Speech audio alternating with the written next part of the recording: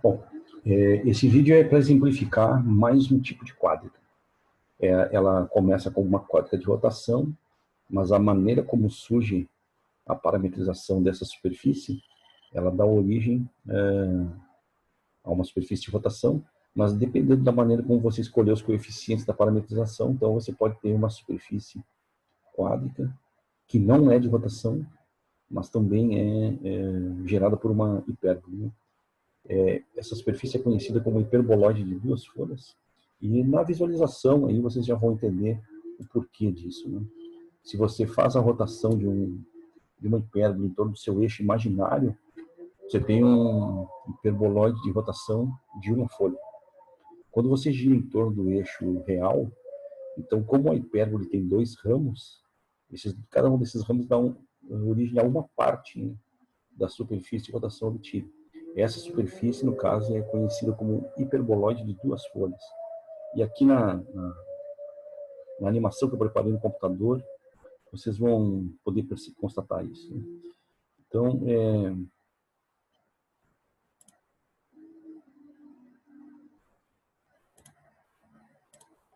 aqui eu criei um parâmetro de animação, que é o ângulo, né, o parâmetro que vai fazer o papel do ângulo de rotação da curva em torno do eixo real. E em seguida aqui vem o enunciado do problema, né? Então são dados dois pontos, o ponto F1 menos 50 e F2 50, e esses pontos são focos de uma hipérbole.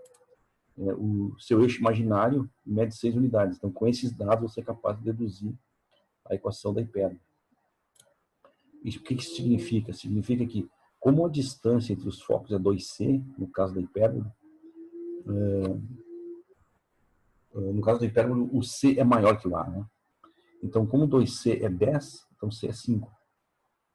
E como 2b é 6, então b é 3.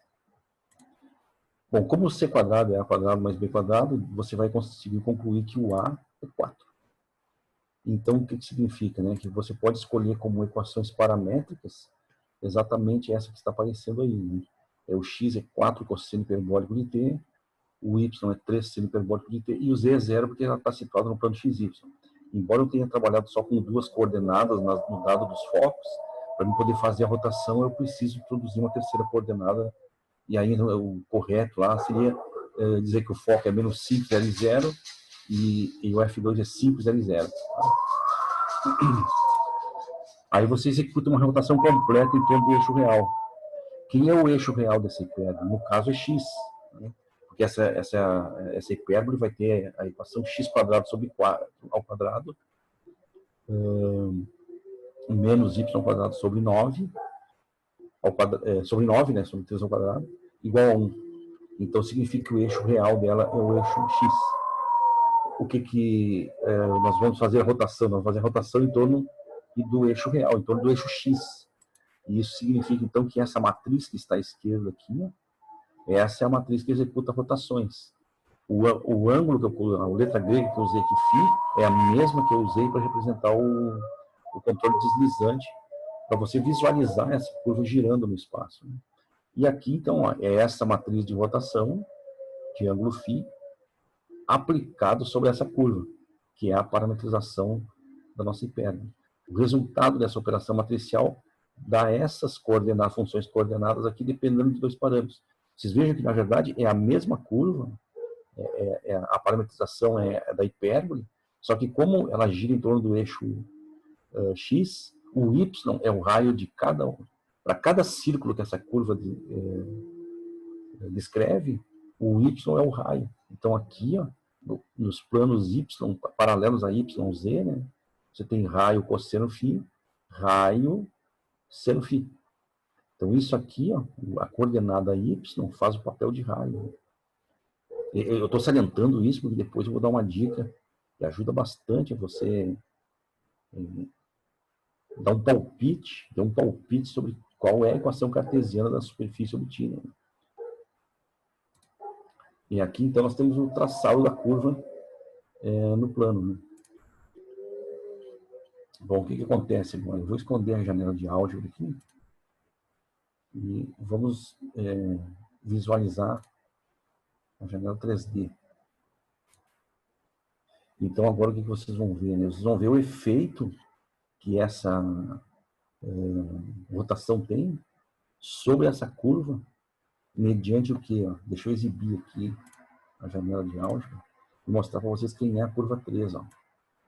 A curva 3, vocês notem que é a equação, seria a equação da superfície gerada, né? Mas aí o segundo parâmetro eu uso como parâmetro de rotação para poder visualizar a curva, porque isso aqui é criado, você pode notar ali no retângulo azul, é uma curva paramétrica. Mas como eu estou usando aqui, então ela só depende de um parâmetro. Como eu estou usando o φ como um parâmetro de animação, que é o controle deslizante, ele não é ele não faz parte, ele não é uma variável aqui para o comando curva, né? Mas ele seria uma nova variável para o comando superfície que desenha, que cria, que esboça a superfície gerada por essa rotação aqui no GeoGebra. Então vocês vejam que essa equação que está aqui ó, é o resultado da aplicação da matriz que executa a rotação em torno do eixo X. E esse cosseno e esse seno são funções do parâmetro que eu representei aqui, que é o parâmetro de animação. Certo? Então, vejo como é bem simples de executar esse tipo de... realizar esse tipo de atividade aqui no GeoGebra. O que nós vamos ver agora? Eu vou pedir para que essa curva deixe o rastro na medida em que o parâmetro V variar. O parâmetro φ, que foi variação, né? Faltou um detalhe aqui. É que essa curva aqui, vou digitar o rastro dela.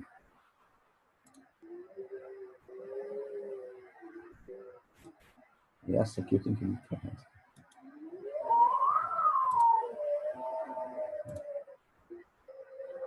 Então agora você tem aí ó, uma parte da superfície que é gerada. Né?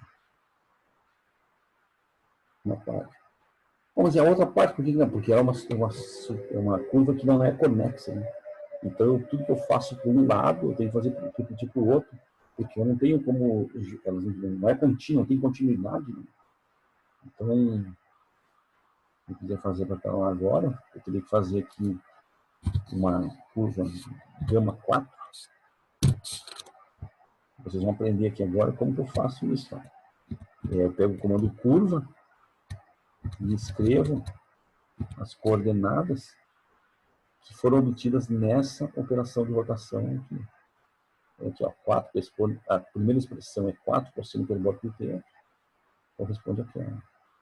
A segunda é 3 seno hiperbólico de t, cosseno do ângulo de rotação, cosseno do parâmetro que faz a rotação, o ângulo φ. Está lá, ó, 3 seno hiperbólico de t, cosseno φ. E aqui a coordenada z, 3 seno hiperbólico de t, vezes seno de φ. Então, lembrando que essas equações que aparecem aqui são as mesmas que aparecem aqui, equações paramétricas, só que eu uso o φ como o parâmetro do controle deslizante. Né? E aqui eu escolhi o domínio para o parâmetro que descreve a curva de menos 3d3. Né? Então, aqui eu tenho que botar um menos. Ó. E aqui, em vez de chamar de gama 3, vou chamar de gama 4 para não apagar essa outra curva aqui. E agora vamos dar ali uma cor para isso aqui, né? Para deixar o rastro, né? Habilitar o rastro. E vamos mudar a cor também. Aqui, propriedades, cor. E agora podemos ficar tranquilos aí que o computador vai fazer exatamente aquilo que você programou ele para fazer, conforme a matemática, conforme as diretrizes que a matemática lhe proporciona. Apresento a vocês um hiperboloide de 2 folhas. Para finalizar, eu vou escrever aqui a equação cartesiana correspondente, que é obtida quando você elimina os parâmetros t e φ dessas equações. Né? Então vai ser assim, ó, x ao quadrado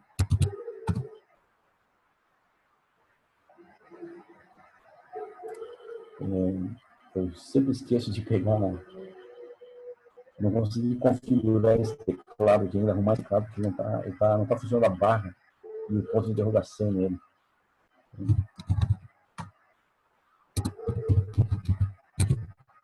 Nós já resolvemos isso aqui.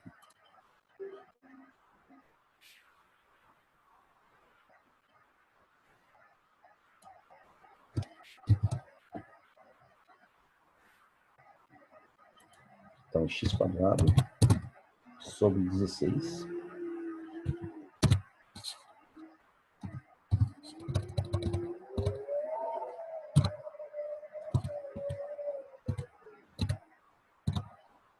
menos y² sobre 9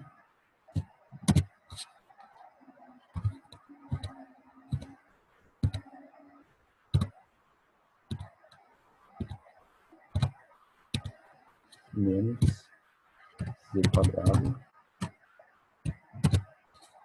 sobre 9 igual a 1.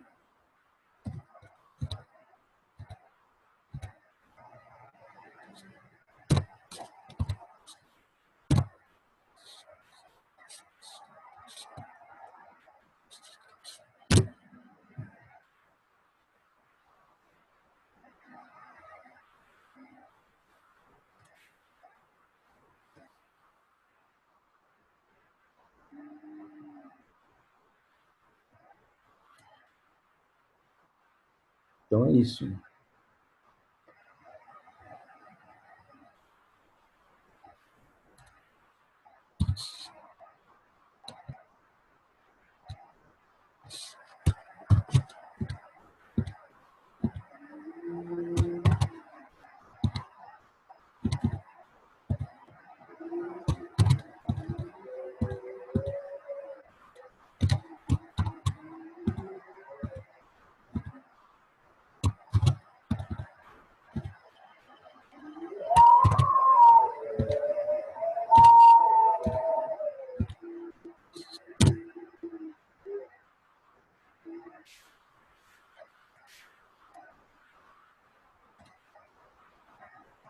E aí vocês podem ver, aquela linha verde que apareceu lá foi algum erro de digitação. Tá? Então, vocês podem ver assim, ó, as duas coincidem, né? Essa mais avermelhada que aparece aí é o gráfico obtido quando você utiliza as equações em coordenadas cartesianas. E o outro, que surge da movimentação da curva giratriz, ele vem